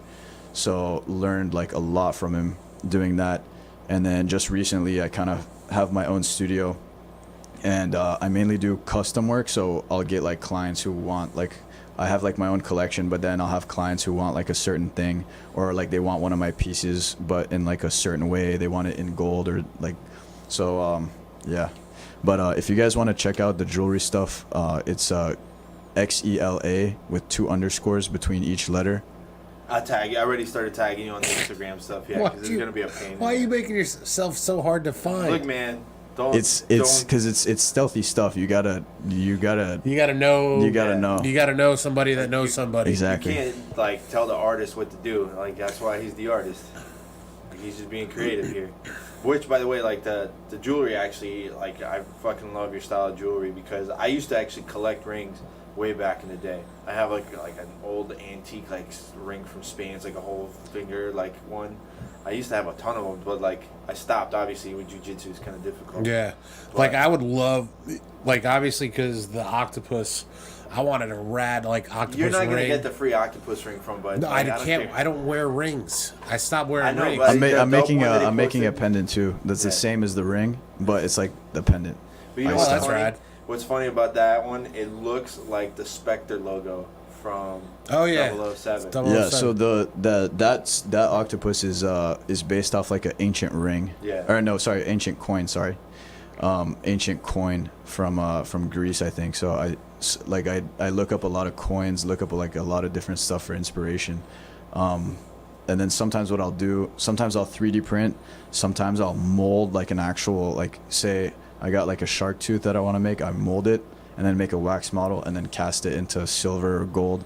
So and you, then you have an octopus ring? Yeah. Oh, that's rad. yeah. That's what I'm saying. Like you're not getting a free ring. He's like, I've never. By the way, I would knew you love were a jeweler, photo but I've never of seen a your stuff. lemon shark, especially if it was black and white. Like that's what you just did. No, I didn't know you had an octopus ring. I No, it's all good. I know you made jewelry. I just didn't know what you made. Is it like is your like you said you can get you'll do custom stuff, but like is your collection like nautical? Like is that what you try yeah. to keep it around? It's mainly just kind of like whatever. So like for example, I kind of base it off of like ideas. So I have like right now, like I love caimans. Obviously, you guys know that just from listening for however long you've been listening. But like the caiman tooth, I have a caiman tooth, an eagle's claw, a shark. It's a mako tooth. It's sterling silver. I have two of them. So one of them is just sterling silver. The other one's sterling silver, and it has black diamonds like in the top of it. If that's a ring, It's a pendant. And then, yeah, so then I make some rings. I got a scorpion ring, plain silver, and then one has like black diamonds. So I kind of like whatever I feel like is a cool like vibe, I guess you could say, like Right. a cool like, you know, I basically just kind of like make it up, and then however I can, either if it's like molding or hand carving it or doing that. And then probably like my most like famous and popular ring is a ring I call the iceberg. It's like a very edgy ring. It's like a pretty big kind of like general ring, and then it just has like a big diamond in it. And I make, if you order one of those, I make like the way the faces are shaped is like different for every person, Oh, that's cool. and it's got like a big I just like big diamond in it. Not that it matters, but I'm a big Reddit guy, and I just saw a cool ring on Reddit. Like when you look at it, it looks like Aurora Borealis. Oh, okay. I don't know how the fuck they it's did probably it. Like, I think I've seen that. I think I've seen that. It's a big chunky ring, and like Yeah. the top is like clear, and like it looks like I've mountains. seen that. I've seen that. Yeah. Yeah. So I think what they do, I'm not 100% sure, but probably what they do is they put up like a resin, and then they like carve the resin away. Those are cool rings. Yeah. I saw it. I was like, holy! Like it looks like they caught You know what's cool is the scene in that ring. I was like, holy shit! no, I those- just saw it the other day they too. have them on which- Instagram. There's always going to be like ads and stuff for it on Instagram. There's one that I saw like a couple of years ago that was really cool. It was a wedding ring that like you have the diamond obviously on one side, but then on the other side there was a little hole. Okay. And then what you're supposed to do is you shine a light through it, and it actually uses the diamond as a magnifying glass, and it projects the wedding photo of the couple. Oh, that's crazy. It's pretty cool. That's like, crazy. And I've seen like other like renditions and stuff like that too. But I remember seeing that, I was like, "Fuck, that ring must have been." expensive Yeah, as shit." that's the thing I like about jewelry is it's like I've always loved to make things. I actually have done like I've made like knives before, stuff like that. But the thing with jewelry is it's a good source of income because you can really take like materials, and the thing with jewelry is like you can basically like mark the price up. I mean, it's like very Well, you're paying for the craftsmanship. yeah, exactly. So it's like by yeah, that's sweet. Yeah, that's all resin. I don't know how you would wear that. Yeah, that's It's show. That's one of those rings that's like definitely for show. Where's the camera? Hey, see there it is. I'm sure they could see it. What's your usual turnaround time, like for the ring? for like a fully custom piece. If you're like fully custom piece, probably like 3 weeks. Damn, that's kind of quick. Yeah, 3 weeks. Depending on shark dives and gator hunts. No, it usually Shark attacks. 3 weeks is like a good time, but I can probably do it even shorter depending on like the piece, you know. If you like the person. Yeah, so like I Is just it paid on time? there's this lady who wanted she wanted this ring with like all hexagon diamonds, which are like super hard to find. Right. And so I finally found them, but like for example, like that took me like 4 weeks, I think, but it came out pretty sick. So hold on, because now you're getting into like, where the fuck do you buy diamonds from? That's like I got like a whole, there's kind of someone for in the jewelry world, there's like someone for everything, kind of like this dude who I found who made the hexagonal diamonds, he actually only specified in hexagonal diamonds, and it like took me a while to find him, but that's all he did. And then like there's like setters, there's like casters, there's like 3D printer guy, like, so what I do mainly is like 3D printing and like the design, and then basically like crafting the end of the piece. So I'll have it casted, and then I get back just like it looks like all crazy, and it's got like all this stuff on it, so you cut all that off, finish it, and then set the diamonds, make it look clean, and just kind of put like your final touch on it. That's so crazy. So when you're ready to get married, yeah, I mean I could do a wedding ring, but I mean like mainly the stuff I do is kind of more like what you'd like wear kind of out, you know, on like it's kind of like a show, like a pimp, like a show ring, or like a pimp ring. Like that. But they're ass one.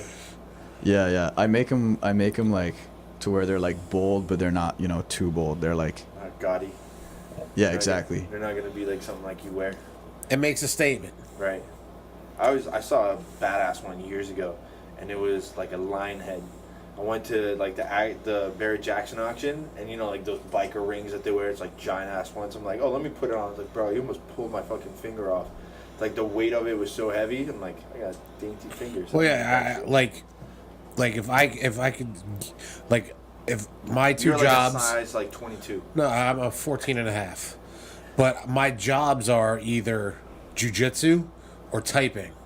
And rings, you just like... Yeah. That's honestly, the main thing I sell is mainly pendants. I do sell like rings, and I love making rings, but that's the thing is like rings are kind of like one of those things that you buy just, you know, to wear out every night. Like for people like us, like I'm not going to go shark dive in a ring. I'm not going to go look for gators in a ring, but like a pendant, I will. you can just like kind of wear it. Wear my iron cross ring while I go hunting for sharks.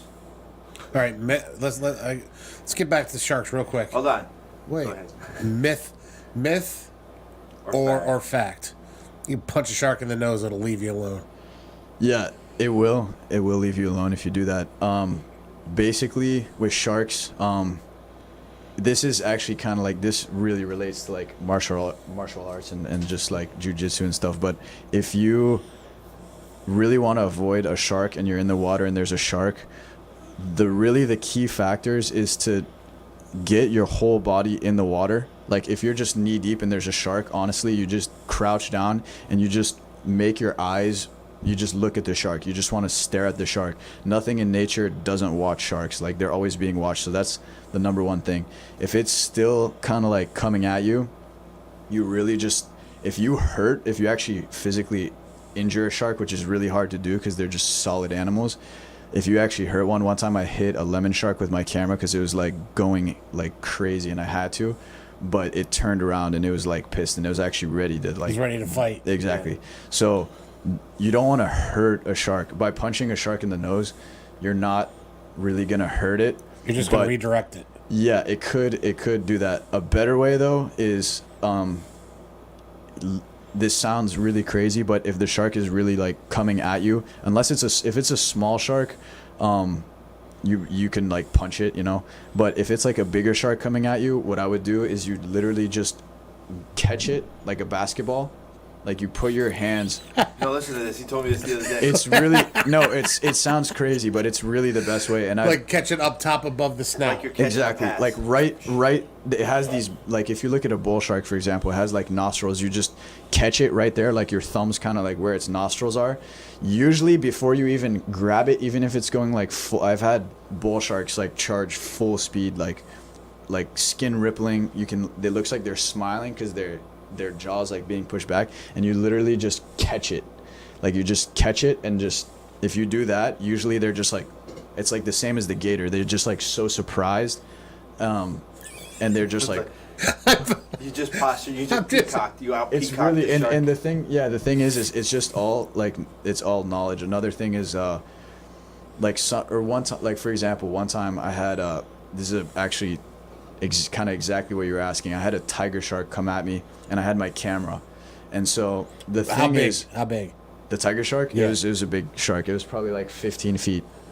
What And the fuck? I actually have footage of this. I can send it to you guys. What the Definitely. fuck? Whatever A 15-foot tiger shark. But basically, it came up, and the thing that I like learned early on is if you rear back, like if you rear back to punch a shark, and the shark is coming, by the time you get your fist here, the shark will actually be able to see your fist, and in that reaction time, it'll be able to move and basically meet your fist where you meet it. Intercept it. So the thing is if you are gonna like do that and a shark is coming, you want to stay with your fist fully not moving until the shark is like right there, and then just knock it like right at the last when it's like an inch away, where it can't see. So One-inch you gotta give it the old Bruce Lee 1-inch punch. See, I knew I've been practicing. So basically, that happened to me with a silky shark one time where I reared back. This was when I first started, and I just went,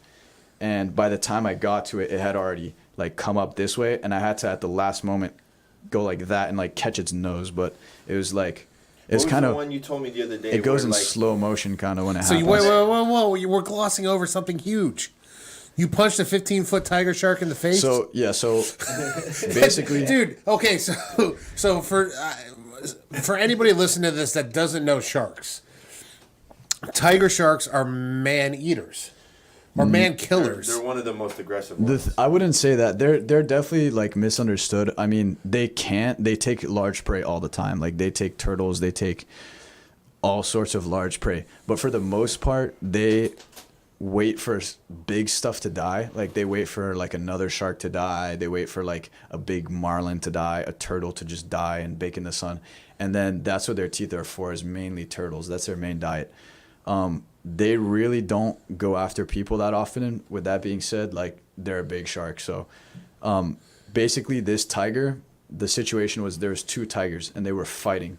They were like fighting over that shark crate, and one tiger bit the other, and there's like, it's crazy because they don't even penetrate each other's skin. Their skin is really strong. There's like teeth coming off, and then this other tiger that had just gotten bit circled around, and then the next thing he saw was me at the surface up here, and then he just went like this. And so in the video you can hear me, and so what I do, I have kind of like a few different like tricks that I do in that case. One of them is I make this noise where it's like, so that's actually another good thing, is if you get underwater and you blow bubbles, sharks, they don't really like bubbles that much, and it's weird. I don't know what it does to them exactly, but they don't like bubbles. But on So but on the flip side, now you're out of water, out of air. Yeah, You're well, underwater. you don't want to go too deep. You just you just like you have your snorkel. You just go put it in, and it makes like a sound. So I did that as it was coming up, didn't slow it down. So this shark was like real. Like there's times where you know a shark is just coming at you to check you out, and there's times you know where it's just gonna impact. And this was like one of the times I knew it was just gonna impact. So it was a big tiger shark, and a shark like that, you know, a lemon shark, you give it a little nudge, it's gonna swim away. Even a bull shark, you give it a nudge like that, it's gonna swim away. And I hit the shark, and it basically just didn't move. It just was like, it kind of like, I kind of saw it in its eyes that the impact, it just went like that. But then for like a split second, it was like a tiny bit stunned, but not really. And then immediately after that, I knew that it was still gonna be pursuing what it was like intentionally doing. And so I just basically kind of like, you shift your body, and then with the nice part about like a big shark like that is you just stiff arm it, and you just turn around it and like kind of roll off the side, and then after that, luckily he just kind of went off. But if you get like two sharks, like if you got two tiger sharks teaming up on you like that, you'd want to be with like a good group of like people who have dove with sharks before, for sure. So yeah, right? So like you were gonna move on. I'm like, wait a second, that's a 15-foot fucking killer coming at you, and we're not talking. Was it? I remember always hearing like the myth that something like if you flip it upside down, I forget if it was a gator or a shark. You can do that with sharks.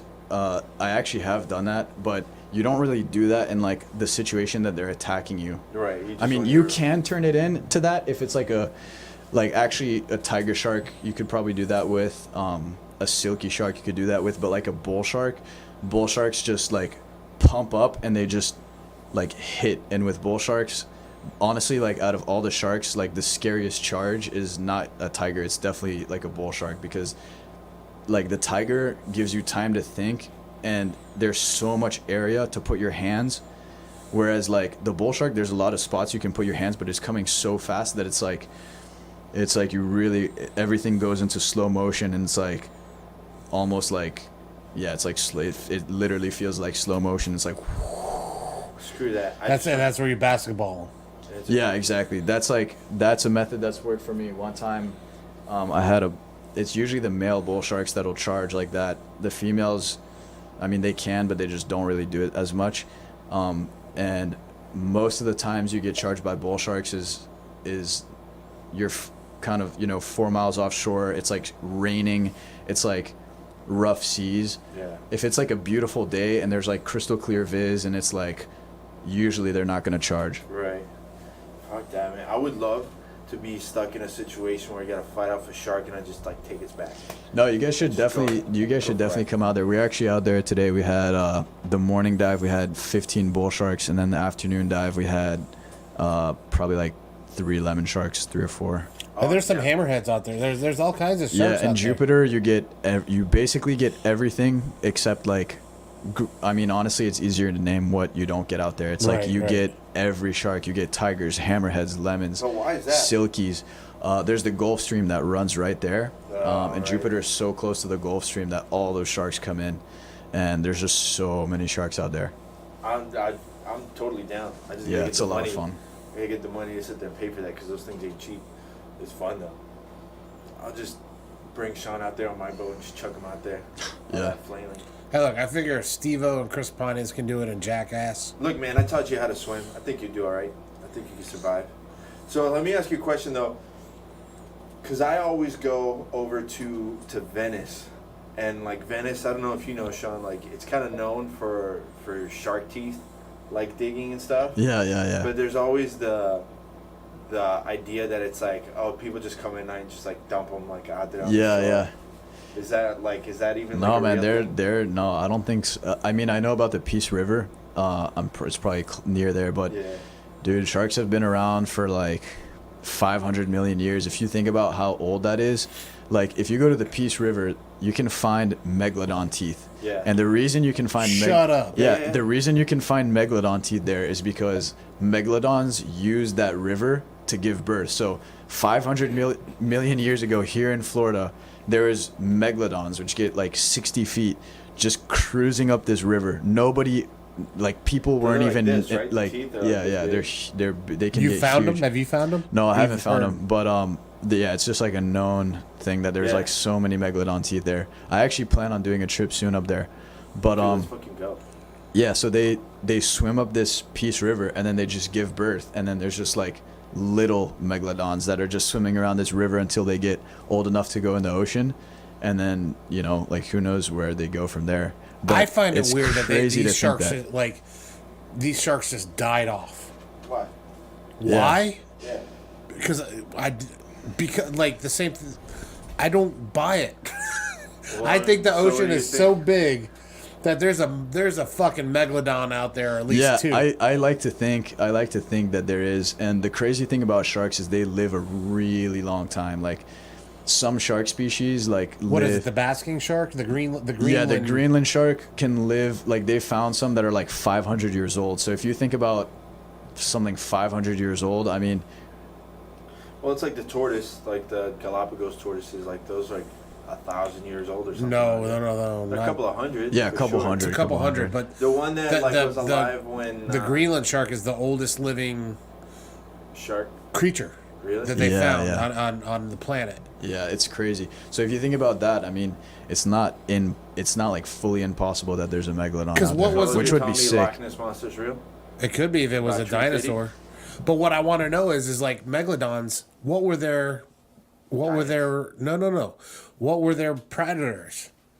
They couldn't have had that. I mean, they probably ran out of food because everything was big back then. Yeah, that's probably what happened is they ran out of food. And I mean, there's like a lot of theories. Food is a big one.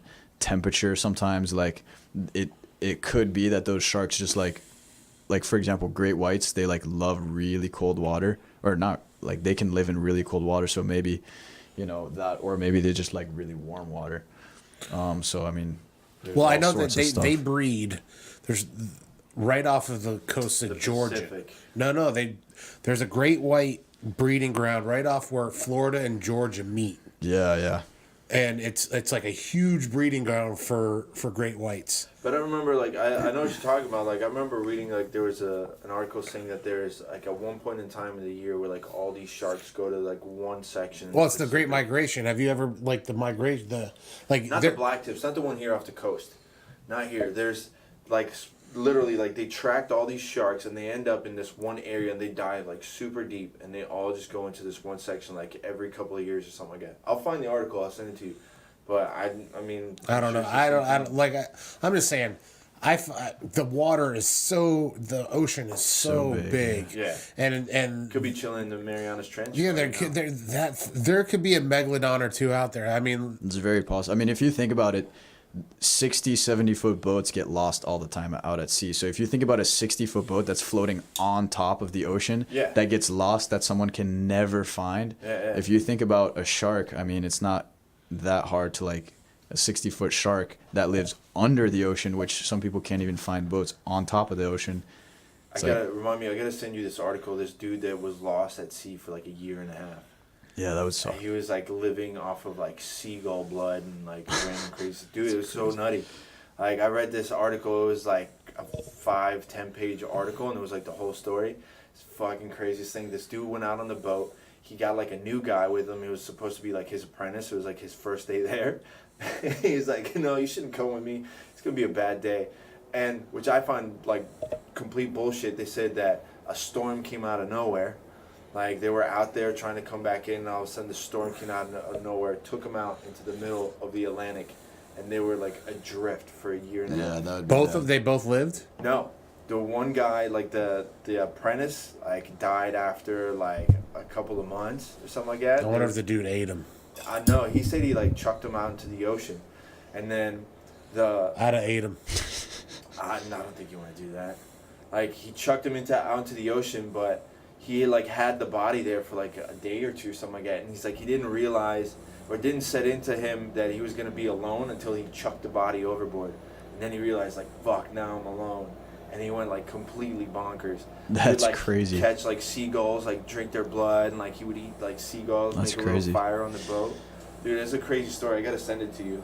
Yeah, the ocean's no joke, but yeah, for sure. I mean, it's like unlikely, but you never know. I mean, megalodon, if like that'd be Loch Ness sick is if real? one was out there.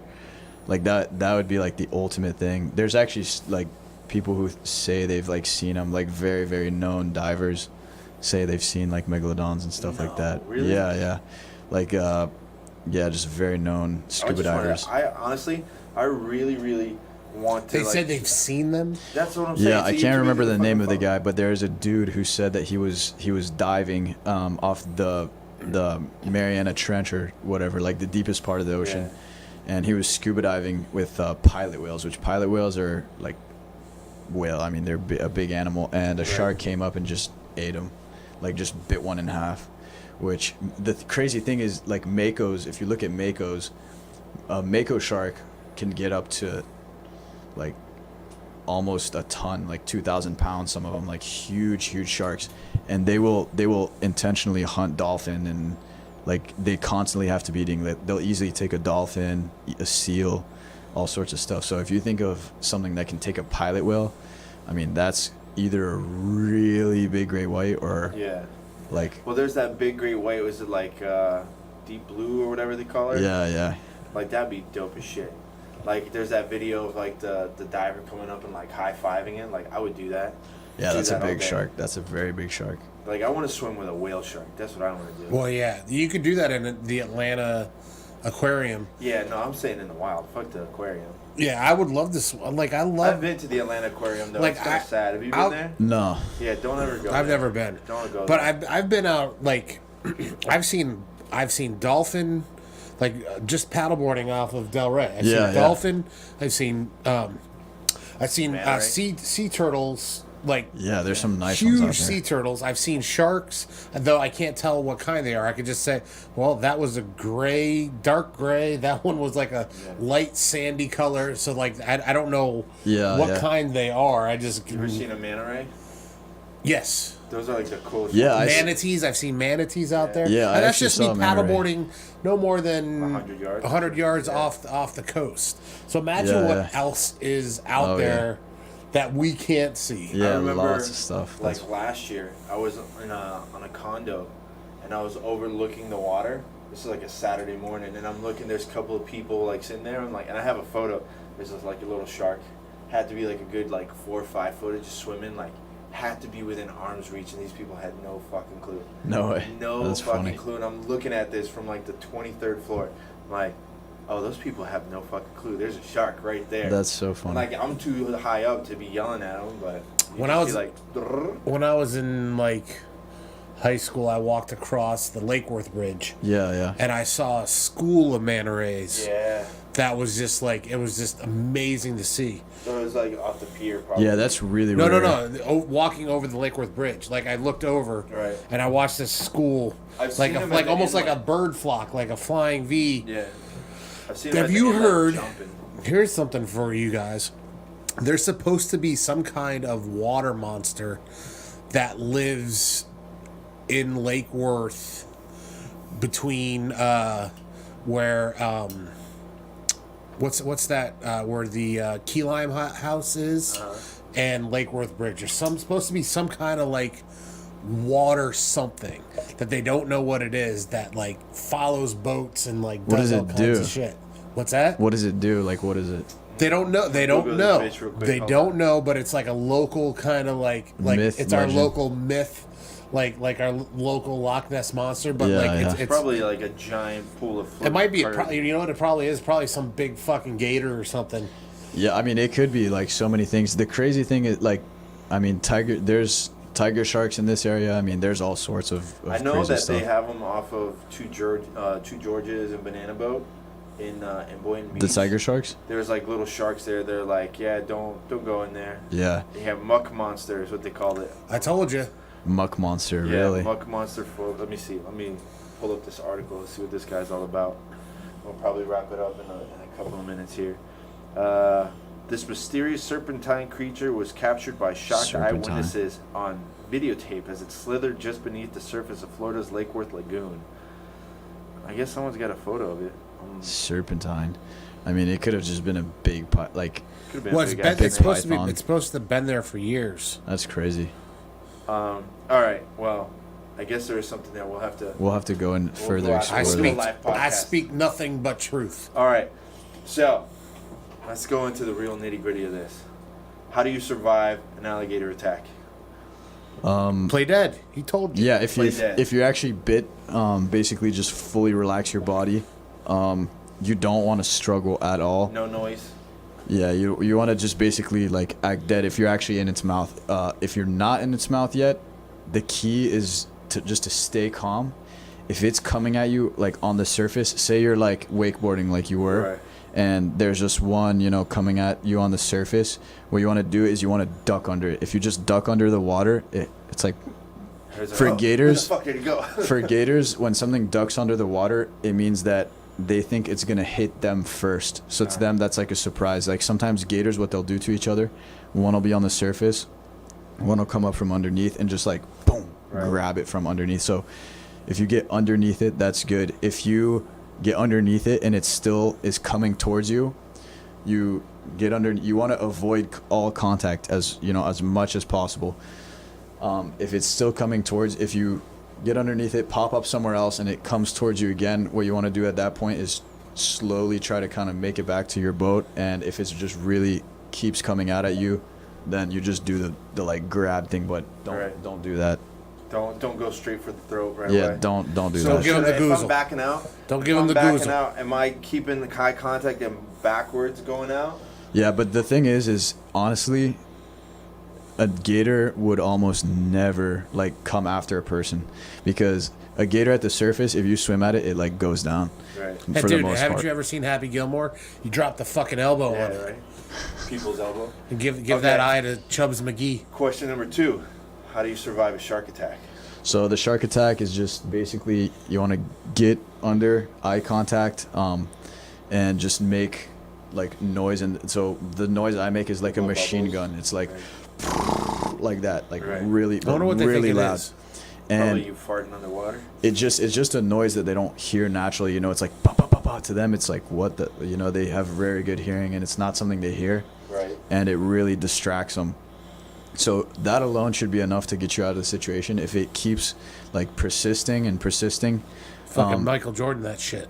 yeah. So if it's a small shark, you just push it away. Or another thing that I've actually done with like lemon sharks sometimes that are just going crazy. Like sometimes I've been in situations I have like 9 lemon sharks around me, and there's what you can do is you just like, if they're really just feeding frenzy going crazy, and I've like put myself in these, like, it's not something you'd run into in the wild, but literally just like if you grab a shark like around the gills basically and just hug it, that's like, to them, that's like super assertive. They don't know. See, that's that's like They don't know the other question. Like I always what heard to that do. too. It's like you open up the gills or something. Yeah, you don't want to open, but if you just grab it and then let go, they just swim off. Like You give it a hug. you basically want to like be very assertive with it. You don't, if you try running, it's gonna hit you. If you splash and just go crazy, it's gonna also get much more interested. If you make like loud slapping noises, it's gonna get interested. Basically, in the water, it thinks like you're freaking out too. Right? no, not really. That's yeah. You definitely want to try to stay calm. Shark sugar. Sure. Sharks definitely, for them, your heartbeat is so loud. Like it's just like Yeah. boom, boom. Like they can hear your heartbeat when they're 100 feet below you easily. So you want to just kind of stay calm. I mean, as calm as possible. Even if you're not calm, if you like appear calm, they're not really gonna mess with you for the most part. And if you end up like actually getting like bit, like say this is an actual thing that happened. There's a kid out in Port St. Lucie kiting, and this was probably like one of the few fatal shark attacks, but he was kiting. So when you're kiting, half of your body is out of the water. Bull sharks came up, tried to body drag away from him, which is probably like the worst thing you can do, because with bull sharks, they see something that's the size of only half your body. If they see your full body, you're like the size of a bull shark. You're like the size of a bull shark. I'm more of a mako, but I mean that's cool. A mako. Exactly. But yeah, so they see you as a big thing, but if they just see half your body or your surfboard or your legs, they're gonna think something. So you want to get in there and just really be assertive and watch it, and most of the time that'll make them uncomfortable to where they just leave. And they can see you? They yeah, can they see can your see eyes? you watching them. like a That's fucking the raptor. whole thing with sharks is they're mainly like ambush. Like they have endurance, they have speed, but they really, when they're hunting fish, like if you look at a shark's back, there's not a whole lot of detail there. It's just like brown. So when they're in a school of fish, the way they do it is they come up, they get kind of like below or to the side, and they just boom, they just hit them like that. So you want to just basically be watching it. If your eyes are on the shark, especially like bull sharks, or you're like swimming out there, they can definitely see your eyes.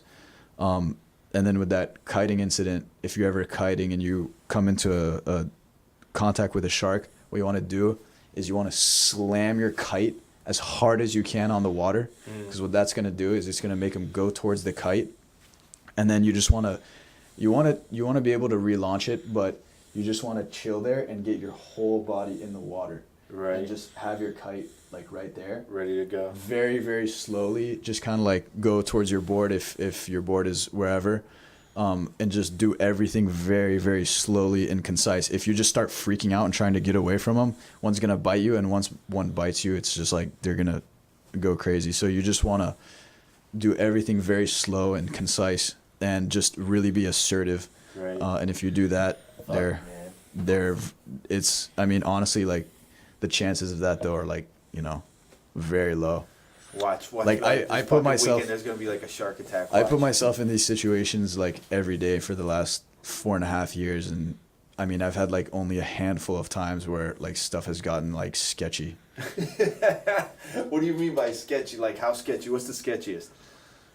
Probably like one time I had the bull shark. Like one time I really had a bull shark charge at me, and then I had a dusky shark one time. It was like green water, and I slapped my fin because there was no sharks around. We were with clients, so to get sharks there, I slapped my fin, and this dusky just flew out of the green water. And when he came up, his back was turned towards me, and then for the last like 3 feet, he turned, and then he just grabbed my fin and pulled my fin off, and then just swam with my. I had slapped my fin, so that's how accurate he hit it. He hit where it was, right where my fin slapped. Yeah. Came in, whacked it, and then just like swam 13 feet, just shaking my fin in its mouth, just like profusely shaking it. And I've seen that with dusky sharks a lot. Is they just hit basically a lot of stuff. Did you get your fin back? Yeah. He just dropped it. I got it back. Was it fucked up? It actually wasn't that fucked. It was just scratched. But it was just like a plastic. Yeah, it's a plastic fin. But yeah, it's duskies. A lot of times they'll hit. Like if you're just out in like green water, that's another thing. Is viz is a huge factor with both sharks and both sharks and alligators. Like really murky viz can change the whole situation. It can change their whole mood, stuff like that. Fuck. Wow. Now I learned something. There's your exactly. whole learned something today. But today I learned. You know, something crazy is when I'm out like kiting or windsurfing or like windsurfing and not shark diving, like I for the most part like don't especially kiting, like don't want to see sharks really. I mean, if I see one, that's anybody. That's cool. But the thing is like with shark diving, it's a fully different thing because you're really like they come in and they smell the bait. They're in like pizza mode. They're like not in like kill mode. They're like in the free food. Yeah, exactly. Instead of like you're about to step in the ring mode, kind of like they're like fully different. It's like in situations like that. See, those are good analogies. All right. It's like It's the difference between like walking into McDonald's and walking into a Chick-fil-A. No. Walking into like Golden Corral. I do get where pretty like aggressive in Chick-fil-A. It's a Golden Corral where a bunch of people are, so you got to get aggressive if you want to get that prime rib. Right. And by the way, did you see this? This is how fucking creative this kid is. Look at this. He did this in like 5 minutes. Oh, very hexagonal. I thought it was just crushed. No, dude, he did this in like 5 minutes. We were sitting here like talking, and I'm like, "What the fuck are you doing?" He's like, "Oh, here you go." Yeah, that's the only thing I learned in driver's ed. No, man. Look, thank you very much for doing this. If people want to try and hit you up for a shark dive, because I guess you can't take people out for gator dives, right? No, not really. Gator dives is a personal hobby. So Yeah. shark dives, where can they reach out to you? So it's really simple, just floridasharkdiving.com. And honestly, it's a great thing for like fighters. Like it, just watching sharks, you learn a lot about just movement in general and just like lots of different stuff you learn from them. And like, how far ahead do you got to book that? I'd say probably like a few weeks, like 3 weeks or something. All right, I gotta save up. I'm definitely down for that. I'm down for that. I gotta save up for that. Yeah, so floridasharkdiving.com. Well, dude, I'll just take you out on my paddleboard. You can follow me. We'll go out about 200 yards, and I'll dump nothing. you over. I've jumped out. What's the furthest you've actually been out in the water? Like in the water? Like in a boat? Like I went. No, in the water. Well, no. Like I went out fishing one time, and I got seasick. So they told me to jump in the water, and we couldn't see land, so I don't know how far we were. No, man, that's a shitty fucking feeling. I did that once. I was like a good mile or two out. Yeah. Jumped in the water. Man, that'll make you fucking. Yeah, if you guys come out on the shark boat, take a Dramamine like 24 hours before you do, and then one the morning of. And that's just a tip for on any boats. You take a Dramamine 24 hours. If you know you're gonna get seasick, 24 hours before, and then the morning of the dive or whatever you're gonna be doing. You know what's funny is like I don't get seasick. Oh, I do. But if I go in the water and like it's got like a strong current, that'll fucking hit me. Really? That'll hit me hard. No, the boats hit me. As soon as I get in the water, it goes away. I'm Really? like, "Oh." Yeah, usually that's how. Usually people are like really seasick, then they get in the water, it gets a little better, and then they get seasick from that motion, and then Switch. yeah, and then they're just next thing you know they're like projectile vomiting through their snorkels, and there's sharks around, and Yeah. it's a crazy situation. I did that. Like if I go snorkeling and I'm low, like especially if you're low to the sand and it's like the current's pulling back and forth. Really? Yeah, No way. I get fucking. But otherwise, like 15-foot wave, I'm like, all right, we're doing this. I'm good to go. No, otherwise it's good. All right, That's so crazy. shark diving. What is it again? Florida shark diving. FloridaSharkDiving.com. We're gonna tag your Instagram. It's We'll give it a shot. It's just type in like double underscore XELA. X. It's X. Is it 84? No, so X double underscore E double underscore L double underscore A. Very simple. It's just Type in lots of underscore. XELA, and then it'll probably pop And up. then add underscores between each letter. Yeah, there you go. I did actually. I looked it up with only doing one underscore. Yeah, Did and it it come showed up. Oh, Yeah. cool.